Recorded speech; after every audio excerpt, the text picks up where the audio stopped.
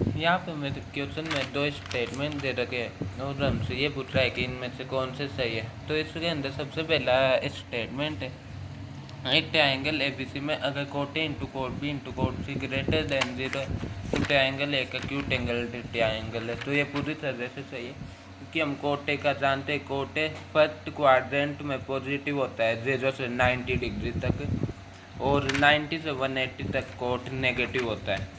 तो अब हम जानते हैं कि एक ट्रायंगल के सभी एंगल्स का सम कितना होता है 180 डिग्री, यानी कि कोई भी एंगल वो 180 से तो बड़ा हो नहीं सकता और ना ही कोई एंगल वैसे 0 होएगा क्योंकि है ना बाद में वो साइड बन जाएगी।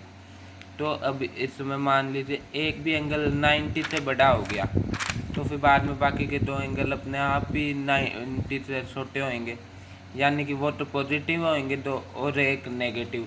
तो नेगेटिव इंटू पॉजिटिव नेगेटिव होएगा तो वो लेस देन 0 होएगा। तो इसलिए ये वाली कंडीशन सेटिस्फाई नहीं होएगी, यानी कि अगर सभी एंगल एक्यूट है यानी कि छोटे 90 से, तभी इन cot A into cot B into cot C greater than 0 होएगा क्योंकि तभी ये तीनों पॉजिटिव होएंगे।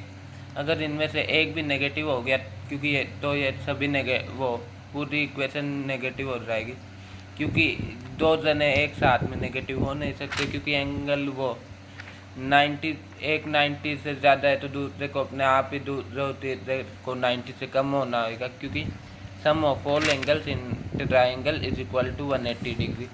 यही स्टेटमेंट दूसरे में दे रखा है 10 है 10 with 10 C greater than 0 then the triangle is an obtuse angle triangle.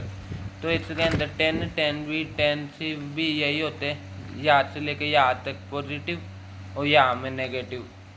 तो फिर बाद में इसमें ऑब्ट्यूज एंगल दे रखा है इसलिए ये वाला गलत हो जाएगा और हो जाएगा इसका आंसर कि स्टेटमेंट फर्स्ट इज ट्रू।